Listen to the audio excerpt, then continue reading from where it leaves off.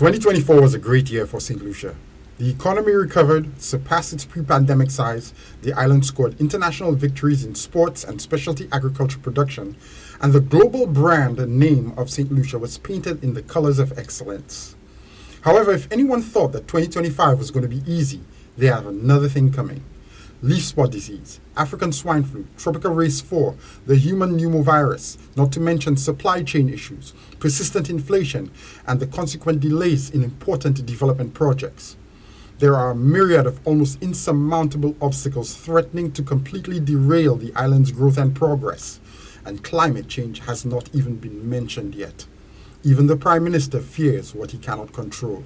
You spoke about obstacles to the development of the country.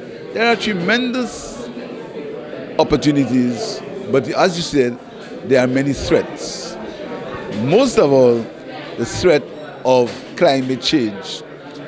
And I don't think that it has hit us, the reality of getting up one morning and finding your whole country devastated by a weather event. While St. Lucia can take measures to ward off or contain threats like TR4 leaf spot and even HPMV, there is nothing to do about devastating storms except pay your insurance, secure the homestead, and pray for the best.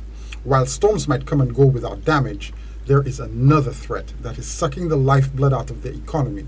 It is a year-round threat no government can control, and unlike hurricanes, it doesn't take days off and it never fails to hit every single person in every corner. Secondly, inflation. Inflation was 8% in 2022. 8%. That means that the cost of goods and services escalated. Added to that was supply chain issues. Added to that was the cost of transportation. Added to that are problems in the Panama Canal. That spells trouble for a whole host of development initiatives. Inflation is made worse by supply chain issues, which cause delays for infrastructure and tourism projects. This not only delays economic growth, it also allows inflation to cause the cost of projects to rise during the delays. One problem compounds the other in a vicious cycle of downward pressure on economic growth. How are small island states like St. Lucia supposed to fight their way to success when fuel prices, shipping costs, and supply chain delays are constantly sucking the energy and resources needed for growth? So generally, our position is two sets of actions.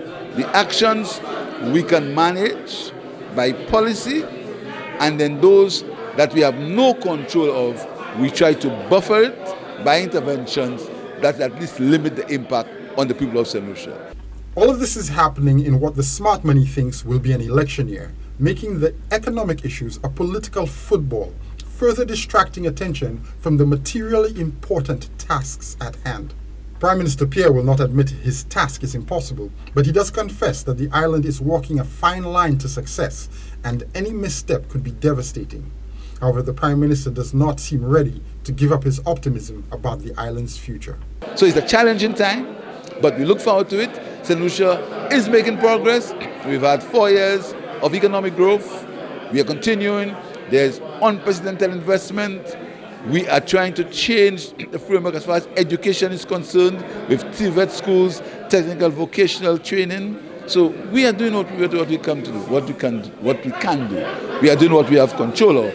But those that we have no control of, we are mitigating against the effects. What he does confess is that every little bit of positive effort counts, and that individual effort and determination can make the critical difference to an island that is on the verge of achieving great things, but must pass through a period of terrible challenges in order to meet its targets and its destiny. But we are saying to people, do what you can to preserve the environment. Stop the littering. Stop the indiscriminate throwing of garbage. Do your little. We cannot stop a hurricane, but we can mitigate against its effects. For Choice News Now, I'm Jason Seaflay.